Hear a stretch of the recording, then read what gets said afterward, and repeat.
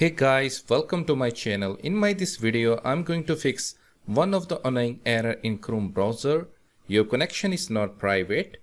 Attackers might be trying to steal information. I will show you the easiest way to fix this error. Please follow all of the steps that I'm going to show you in this video. Before beginning to this video, consider subscribing my channel for more tech videos.